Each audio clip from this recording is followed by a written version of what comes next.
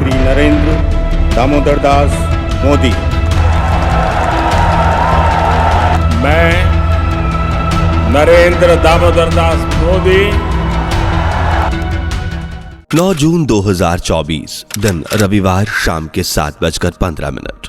ये तारीख, दिन और समय इतिहास के पन्नों में दर्ज हो चुका है और युगों युगों तक याद किया जाएगा, क्योंकि इस दिन प्रधानमंत्री नरेंद्र मोदी ने लगातार तीसरी बार प्रधानमंत्री पद की शपथ ली और देश की सेवा में एक बार फिर आ गए। 4 जून को चुनाव के रिजल्ट्स आते ही ऑपोजिशन समेत तमाम विपक्षी लोगों का कहना था कि शायद एनडीए का समर्थन पीएम मोदी को नहीं मिलेगा और तीसरी बार सरकार नहीं बना पाएंगे, लेकिन ऐसा नहीं हुआ। उन्हें सपोर्ट भी मिला और मोदी एक बार फिर देश के प्रधानमंत्री भी बने। लेकिन अब लोगों के मन में यह सवाल उठ रहा है कि क्या वो अपना तीसरा कार्यकाल पूरा कर पाएंगे? क्या मोदी 3.0 अपने लक्ष्य तक पहुंचने में कामयाब होंगे? कहीं इस बार मोदी सरकार गिर तो नहीं जाएगी? इस बारे में क्या कहती है पीएम मोदी की भविष्यवाणी? क्या होगा दुश्मनों का हाल और कैसे होंगे आने वाले 5 साल? सब कुछ कहती है प्रधानमंत्री नरेंद्र मोदी की कुंडली और इनसे जुड़ी भविष्यवाणियां। बस वीडियो में आखिर तक बने रहिए और अपने मन में उठ रहे सवाल भी आप थाम पाएंगे। दोस्तों, 9 जून को मोदी सरकार 3.0 में प्रधानमंत्री नरेंद्र मोदी सहित 72 मंत्री, 30 कैबिनेट मंत्री और 5 स्वतंत्र प्रभार मंत्रियों ने शपथ ली। इसके अलावा 36 सांसद भी मोदी कैबिनेट 3.0 का हिस्सा बने। शपथ ग्रहण कार्यक्रम के बाद से ही प्रधानमंत्री नरेंद्र मोदी एक्शन मोड में हैं और अपने पहले 2 कार्यकाल ही इस तरह इस कार्यकाल में भी बड़े फैसले लेने के मूड में नजर आ रहे हैं, जिसका उदाहरण हम प्रधानमंत्री ग्रामीण आवास योजना में 50% अमाउंट बढ़ाने जैसे फैसले के रूप में देख चुके हैं। प्रधानमंत्री नरेंद्र मोदी के अनुसार वो अपने दोनों कार्यकाल की तरह ही अपने तीसरे कार्यकाल को भी पूरा करेंगे। जी हाँ, हालांकि यहाँ कई मुश्किलें हैं जो लोगों को ये कहने पर मजबूर कर रही हैं कि शायद पीएम मोदी अपना टेन्योर पूरा नहीं कर पाएंगे। जैसे सबसे बड़ा रीजन है उनकी उम्र। पीएम मोदी इस वक्त 73 साल के हैं, जबकि पीएम मोदी ने भाजपा में खुद ये नियम बनाया था कि कोई भी पार्टी कार्यकर्ता 75 साल की उम्र के बाद एक्टिव कार्यकर्ता या राजनेता नहीं रहेगा। जी हाँ, हालांकि अब पीएम मोदी अब अपने कार्यकाल में 75 के होने वाले हैं, तो भाजपा के वरिष्ठ नेताओं का कहना है कि पीएम मोदी अपना तीसरा कार्यकाल पूरा करेंगे और वो कर सकते हैं, क्योंकि भारतीय संविधान के अनुसार पीएम बनने रहने की कोई एज लिमिट नहीं है। हालांकि उनकी कुंडली, ग्रह, नक्षत्र इस बारे में क्या कहते हैं और आने वाले 5 सालों में क्या कुछ होने वाला है, ये जानने के लिए वीडियो को लाइक शेयर करके चैनल को सब्सक्राइब कर लीजिए। 9 जून 2024 को 7:15 पर नरेंद्र मोदी जी ने तीसरी बार प्रधानमंत्री पद की शपथ ली थी। उस समय कुंडली वृश्चिक लग्न की बताई गई है और शनि चतुर्थ भाव में शशक महापुरुष राजयोग बना रहा है। पंचम भाव में राह, 6ठे भाव में मंगल स्वराशि का है, जो लग्न का स्वामी भी है। इसके साथ ही सप्तम भाव में बृहस्पति, सूर्य, बुध और शुक्र हैं, जिसमें शुक्र और बुध अस्वस्था में बताए गए हैं और नवम भाव में स्वराशि चंद्रमा है, जो भाग्य योग बना रहा है और एकादश भाव में केतु का होना बताया जा रहा है। इस कुंडली के बारे में जानकारी यानी जब इसका विश्लेषण किया गया तब ये जानने को मिला कि मोदी जी का वर्तमान कार्यकाल काफी संघर्ष से भरा रहेगा और इसकी वजह कुंडली का लग्नेश मंगल 6ठे भाव में होना बताया जा रहा है। असल में लग्नेश का 6ठे, 8वें और 12वें भाव में होना या चले जाना कुंडली को काफी हद तक कमजोर कर देता है। यही नहीं, कुंडली के अनुसार लग्नेश मंगल पर शनि की दृष्टि भी है, जिस वजह से सफलता मिलने में बहुत देरी लगेगी। पीएम मोदी की कुंडली के अनुसार ज्योतिषाचार्य बताते हैं कि मोदी जी की कुंडली में धनेश बृहस्पति 4थे स्थान पर, जबकि लाभेश बुध 10वें स्थान पर बैठे हैं।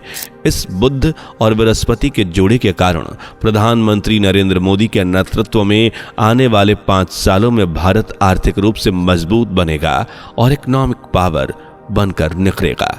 पीएम मोदी की कुंडली के ग्रह नक्षत्र आगे बताते हैं कि शत्रु भाव का स्वामी मंगल लघु में चंद्रमा के साथ बैठा है और शनि 10वें स्थान पर है। संपाति काल की कुंडली अगर मोदी जी की देखी जाए तो आपको बता दूं कि शनि 10वें स्थान पर जबकि बुध एकादश स्थान पर विराजमान है। वहीं कर्ण ग्रंथ के अनुसार कुंडली देखी जाए तो शनि एकादश भाव में जबकि बुध दशम भाव में है। हालांकि शत्रु भाव का स्वामी चंद्र के साथ मंगल लग्न के साथ बैठा है, जबकि शनि 10वें स्थान पर है और नक्षत्रों का ये योग दुश्मनों के लिए सबसे ज्यादा खतरनाक माना जा रहा है। दरअसल शनि की दृष्टि यहां मंगल पर पड़ रही है, जिस कारण शत्रुओं पर आने वाले 5 साल बेहद भारी बताए जा रहे हैं। खासकर आतंकी गतिविधियों पर लगाम लगाने के लिए सरकार एक्शन मोड में नजर आएगी। हाल ही में जम्मू कश्मीर में आतंकी गतिविधियां काफी बढ़ गईं। बीते सिर्फ 1 से 2 महीने में 9 से ज्यादा हालात जम्मू कश्मीर में बने ऐसे जहां हमले किए गए और आम नागरिकों पर हमले किए गए। 9 जून को तीर्थयात्रियों से भरी बस के साथ भी आतंकियों ने बर्बरता बरती और अंधाधुंध फायरिंग कर कई यात्रियों की जान ले ली। इस कायराना हरकत के बाद प्रधानमंत्री नरेंद्र मोदी ने एक्शन लिया और सोल्जर्स को आतंकियों को ढेर करने का आदेश देते हुए जम्मू कश्मीर का हाल जाना, साथ ही आतंकियों के खिलाफ पूरी सख्ती बरतने की छूट भी दे दी ताकि आने वाली 22 जून से शुरू होने वाले अमरनाथ यात्रा पर आतंकी किसी तरह की नापाक हरकत को अंजाम ना दे पाएं। हालांकि दुश्मनों के खिलाफ सरकार का यह एक्शन आने वाले 5 साल तक लगातार जारी रहेगा। दुश्मन देश से दूर रहेंगे। पीएम मोदी की कुंडली के अलावा उन्होंने जिस मुहूर्त में और जिस तारीख के दिन शपथ ली है उसे भी ज्योतिषाचार्य काफी शुभ मान रहे हैं। जैसे PVR नरसिम्हा राव जी के अनुसार 9 जून को पुष्य नक्षत्र और रियार वार में पीएम मोदी ने शपथ ली है और रविवार के दिन कुश नक्षत्र का मेल बड़ा ही शुभ माना जाता है, क्योंकि यहाँ रवि और सूर्य आत्मा यानी अंतरात्मा को रिप्रेजेंट करते हैं और उनकी कुंडली में बृहस्पति की स्थिति भी शुभ संकेत दे रही है। बता दें कि बृहस्पति को गुरुओं का शिक्षक माना जाता है, जबकि बुध हमारे अंदर मौजूद अच्छे गुण। इस तरह 9 जून को पीएम मोदी ने सिर्फ शपथ नहीं ली बल्कि उनकी कुंडली ने कई संकेत भी दिए, जिनमें देश के विकास से लेकर दुश्मनों का सफाया और राजनीतिक उथल पुथल का जिक्र है।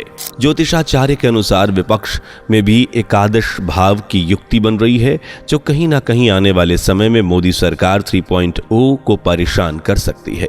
इसमें कोई शक वाली बात नहीं है। 2.5 साल से 3 साल तक सरकार अच्छे से चलेगी। पीएम मोदी के नेतृत्व में देश का आर्थिक विकास तो होगा ही, साथ ही इंफ्रास्ट्रक्चर को भी काफी विकास देखने को मिलेगा। लेकिन इसके बाद विपक्ष पक्ष पर हावी हो जाएगा। विपक्ष बार बार कुछ ऐसा करेगा जो सत्ता पक्ष को मुश्किलों में डालेगा।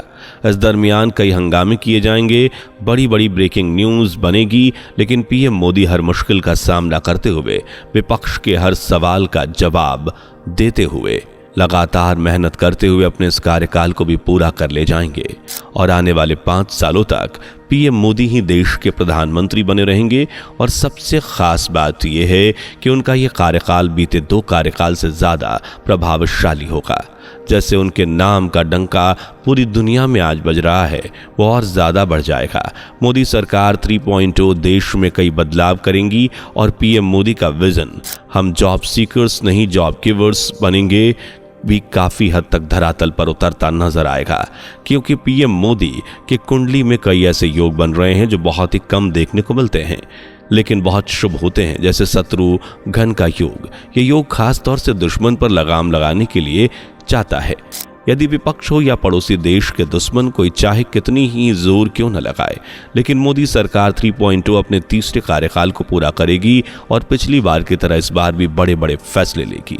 यहाँ विपक्ष का दावा है कि इस बार भाजपा लाठी की सरकार है, मतलब भाजपा के साथ बहुमत नहीं है और वो पूरी तरह से एनडीए पर डिपेंडेंट है।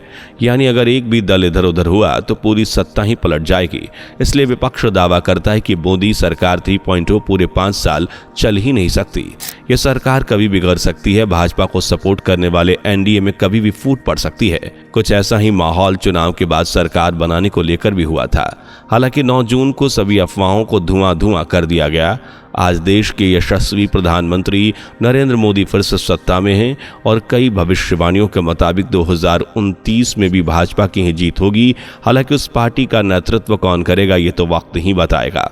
वैसे दोस्तों, आपको क्या लगता है, मोदी सरकार 3.0 5 साल तक रहेगी या विपक्ष के दावे हकीकत बन जाएंगे? कमेंट करके बताइए। वीडियो पसंद आई हो तो इसे लाइक शेयर करके चैनल को सब्सक्राइब कर लीजिए और बेल आइकन को प्रेस जरूर कर लें ताकि हमारी आने वाली वीडियोस आप तक पहुंचती रहे। दोस्तों, आपकी स्क्रीन पर 2 और वीडियोस दिख रही हैं, जिसे देखने के लिए स्क्रीन पर क्लिक करें। दोनों देखिएगा, बहुत अच्छी वीडियो बनी है।